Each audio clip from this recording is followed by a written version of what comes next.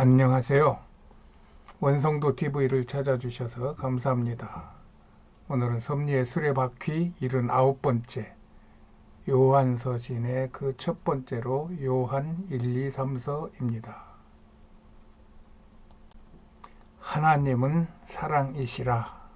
이것이 요한 1, 2, 3서의 가장 중심적 메시지가 아닌가 싶습니다.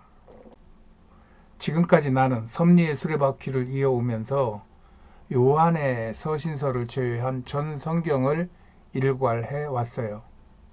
요한의 서신서는 요한복음과 요한 1, 2, 3서와 요한계시록을 저는 말하고 있습니다. 나는 이것을 요한 1, 2, 3서, 요한계시록, 요한복음의 순서로 이야기하려고 합니다. 이는 기록 순서도 그럴 것이라는 것과 성경 전체의 조화를 위한 나의 생각 때문입니다. 이것은 섭리의 수레바퀴가 창세기로부터 시작하여 요한복음으로 끝난다는 것이 아니라 요한복음과 창세기가 서로 맞물려 영원토록 이어진다는 이야기입니다. 먼저 요한 1, 2, 3서입니다. 요한이 요한 1, 2, 3서를 기록하던 시기는 거의 비슷한 시기로 1세기 말, 즉 서기 100년경이라는 이야기입니다. 이때는 예수님도 돌아가시고 그 제자들도 열심히 복음을 전하다 다 죽고 요한만 살아있던 때입니다. 이때 예수님과 제자들이 복음과 세상의 잡다한 지식과 세상 기준들이 부딪히며 그리스도인들이 힘든 삶을 살 때였어요. 거기다가 로마가 핍박하고 하는 바람에 또 유대인들이 그렇게 그리스도인들을 못살게 구는 바람에 그리스도인들의 삶은 아주 힘든 그런 때였습니다. 당시에 많은 사상 이단들이 일어났었는데 대체로 영지주의라고 하는 이 이단 사상이 가장 영향력이 컸던 사상이었던 것 같습니다. 이 영지주의파들은 여호와 하나님, 구약의 하나님은 이 세상을 물질의 세계로 만든 저급한 하나님이다. 그러나 예수 그리스도를 보내신 신약의 하나님은 인간을 영적으로 구원할 수 있는 완전한 하나님이다 라고 말하면서 구약의 하나님과 신약의 하나님을 따로 두고 얘기를 한 겁니다. 그리하여 그리스도는 이런 신약의 완전한 하나님의 그 진리를 사람들에게 알려준 아주 훌륭한 선지자인 것처럼 그렇게 이야기하면서 그리스도와 같이 영적으로 특별한 계시를 받은 자들, 즉 영지의 단계에 이른 자들, 그들이 그노시스라고 그러는데 되어야만이 구원을 받는다는 어찌 보면 불교와 흡사한 논리를 펼쳤던 것입니다. 그들을 나타내는 상징도 이렇게 개팍한 것을 만들어 가지고 이상한 말로 사람들을 현혹시키는 거예요. 이들은 예수가 육체를 가졌다는 말은 거짓말이고 단지 사람처럼 보였다는 가현설을 주장합니다.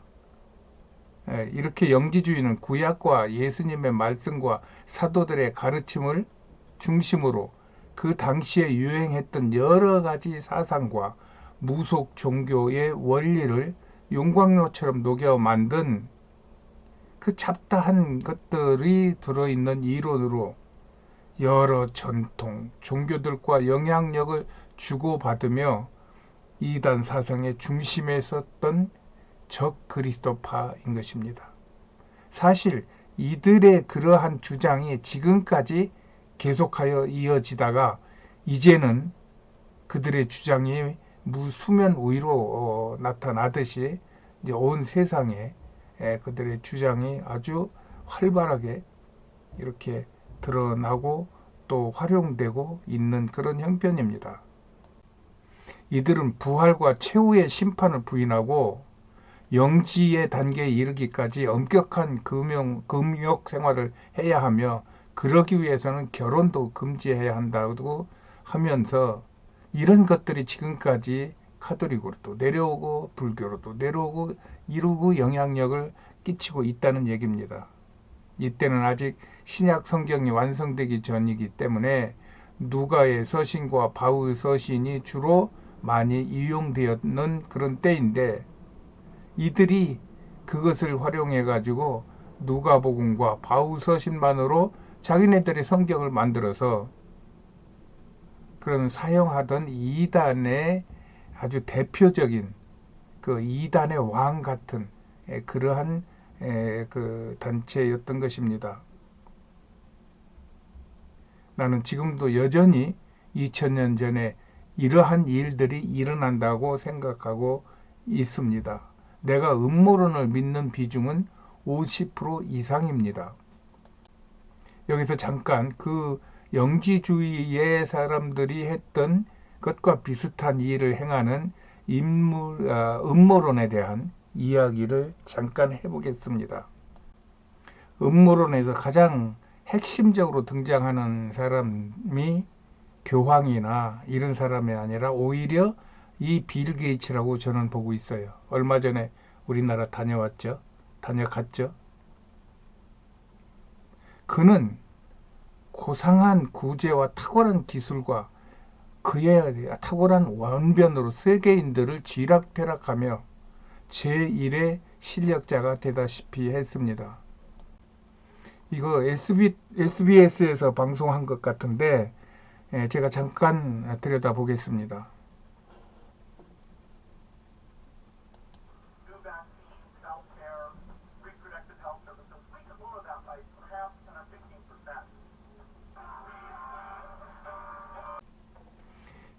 이 친구는 코로나 일어나기 이전에도 벌써 한 3, 4년 전에 코로나 일어나기 전 3, 4년 전에 앞으로 세상은 핵무기나 이런 군사 무기로 파괴되는 게 아니라 인류의 멸망은 바이러스에 의해서 파괴가 될 것이다.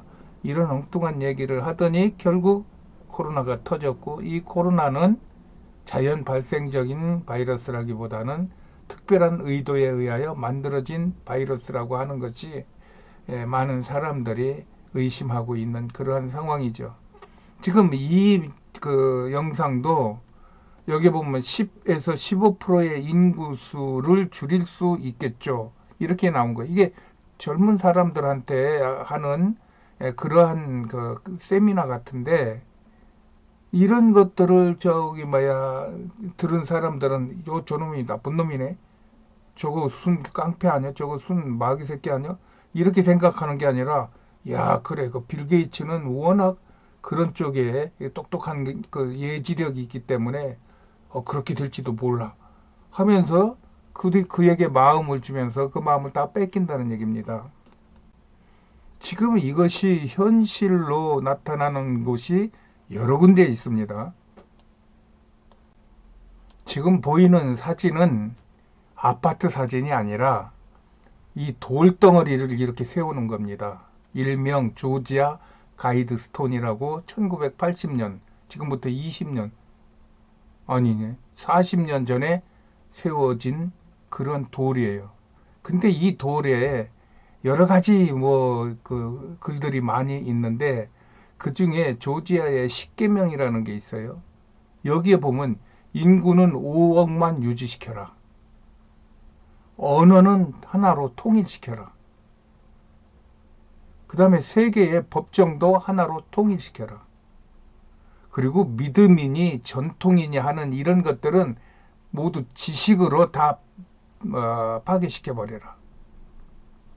이런 어마어마한 그러한 인류를 패망하게 하고 멸망케 하는 이런 글들을 이렇게 어마어마한 돌들에다가 새겨가지고 이 미국의 공원에다가 이것을 세워놨는데, 이게 우리가 생각하면 그러면 이거 바로 세워놓은 놈은 어떤 놈인지 몰라도 부실한 거는 정부에서 책임지고 이런 것들을 없앤다든가 할 수가 있는 일 이잖아요.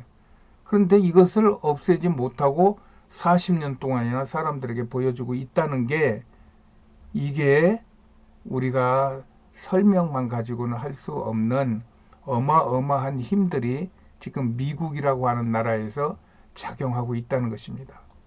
또 좌측에 있는 그림은 아주 괴상망측한 그림인데, 이 그림이 어디에 있느냐면 1995년에 문을 연 미국 최신의 최대의 국제공항인 덴버 공항의 벽화입니다, 이게.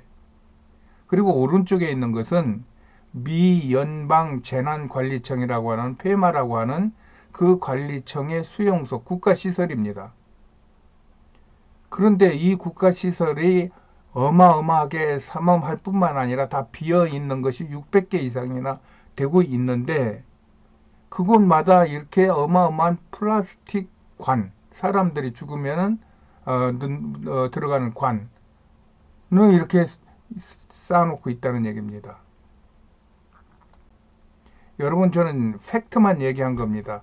이런 것들을 근거로 해가지고 수많은 음모론들이 지금 세상에 퍼져 있는 것입니다. 이런 일들이 초대교회도 있었다, 이 얘기입니다.